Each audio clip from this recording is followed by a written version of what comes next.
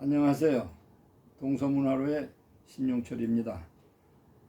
우리는 머지않아서 곧 3.1조를 맞게 됩니다.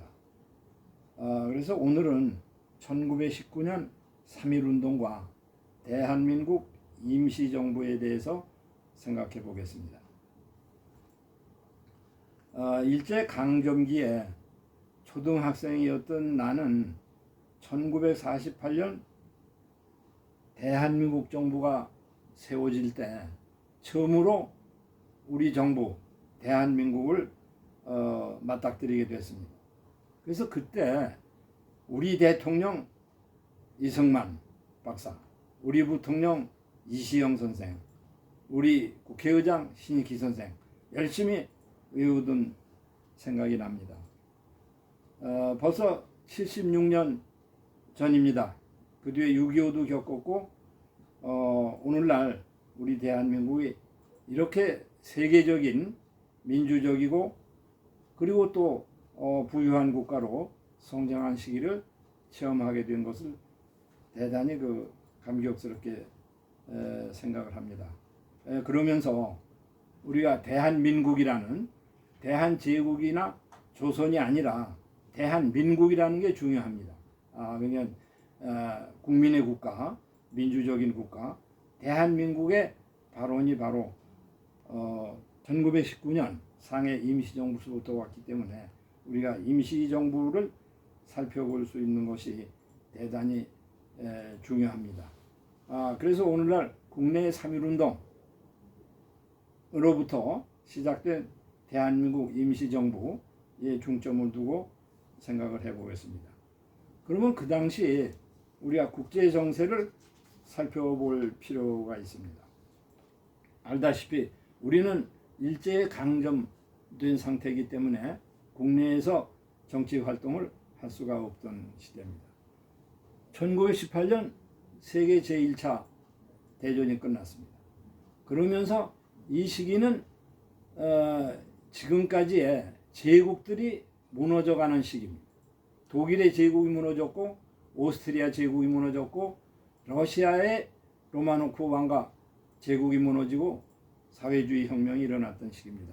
그러니까 1차 세계대전 말 1918년 19년은 세계 역사에 있어서 대단한 변화가 있던 시기입니다. 1920년에 오늘날 유엔의 전신이라고 하는 국제연맹이 결성이 됐고 미국 대통령 윌슨은 민족자결주의를 부르짖었습니다.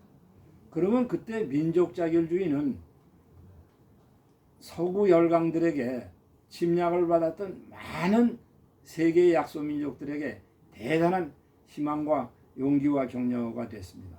우리 동남아시아라든지 아시아 거의 전역, 중국, 우리나라는 말할 것도 없던 그런 시대였죠. 그러니까 이러한 시기에 있어서 우리의 독립운동도 상당히 희망과 격려가 됐다 하는 것을 우리는 생각해야 됩니다. 그 다음에 우리의 임시정부가 상해 임시정부로부터 중경의 임시정부로 가기까지 중국에서 존재했기 때문에 우리가 중국에 대한 그 당시 상황을 생각해야 됩니다. 사실 우리가 중국의 고대 역사에 대해서는 정통하고 이야기를 많이 하지만은 20세기 중국의 역사에 대해서 상당히 무시하고 모르는 면도 많이 있습니다. 우리가 알다시피 1895년 조선에서 일어났던 동학혁명으로 해서 일어났던 청일전쟁으로 일본은 중국을 무너뜨리고 청일전쟁을 맺고 타이완을 뺏었습니다.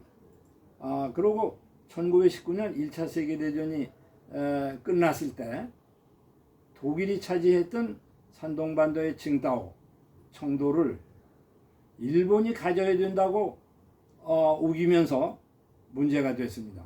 그래서 그 당시 북경 대학생들이 데모를 일으켜서 그걸 반대하고 민족자결주의에 입각해서 중국이 당연히 중국의 땅을 차지해야 된다고 합니다.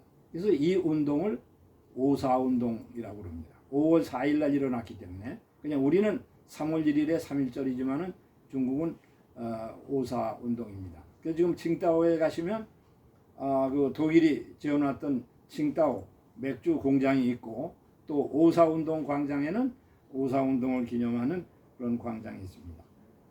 그러면 일본은 어땠느냐? 뭐 그것은 말할 것도 없이 우리나라를 점령했고 청일전쟁으로 타이완을 뺏었고 그리고 좀 지나면 만주를 침략하고 중국과의 전면전쟁을 시작하는 그런 시대였습니다.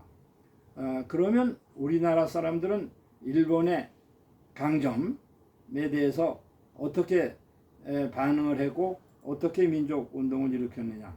우리가 이 점이 상당히 중요하고 오늘날 우리가 생각해야 될 문제입니다. 물론 일본의 강점 시기부터 계속해서 우리 민족은 그에 대해서 싸웠지만은 특히 1919년에 오면서 2월 8일 일본의 도쿄의 유학생들이 조선 독립 청년단을 만들어서 거기서 독립선언을 이제 발표를 하죠. 그래서 이광수가 초안을 하고 그 당시에 이제 유학생 대표들이 서명을 했습니다. 그리고 이광수는 그 초안을 가지고 몰래 빠져나가서 이제 상해로 가서 그것을 세계 다른 나라의 언론에 이제 알리려고 합니다. 그 다음에 3월 1일에 3.1절에 거국적으로 전 국민이 반일 항일 운동을 했다 하는 것은 뭐 새삼스럽게 더 말씀드릴 필요가 없습니다. 그러니까 세계에 있어서 약소민족에 있어서 평화적으로 그처럼 대항하는 운동을 일으킨 게 아마 거의 볼 수가 없고 또 그런 것 때문에 나중에 우리 민족에 대한 독립을 보장하는 카이로 회담의 성과 같은 것도 가능했다고 생각이 됩니다. 그러면 상해 임시정부는 그 당시에 이제 어떻게 해서 만들어지냐 하면 아까 말씀드렸듯이 28 독립선언을 했던 춘원 이광수라든지 또 손정도라든지 이런 사람들이 상해로 오고 특히 그것뿐만 아니라 독립운동을 하던 사람은 상해 또 만주 중국 각처 러시아의 블라디보스토크 또 미국에 있던 사람들이 장소를 어디다 정해야 되는데 그 장소를 정하는 것이 이제 상해 중국의 상하이로 결정이 됩니다. 그것이 참으로 잘 됐다고 생각할 수 있는 것은 만주가 머지않아 일본에게 먹히고 또 블라디보스토크 쪽으로 가기도 그렇고 미국은 거리가 너무 멀고 그래서 국제적인 도시도 그렇고 세계 자유사상 들어온 것도 그렇고 그쪽에서 공산주의가 창당된 상해도 그렇고 그래서 상해 임시정부가 이제 만들어집니다. 그러니까 이광수, 손정도 그런 사람들의 이제 발의에 의해서 거기서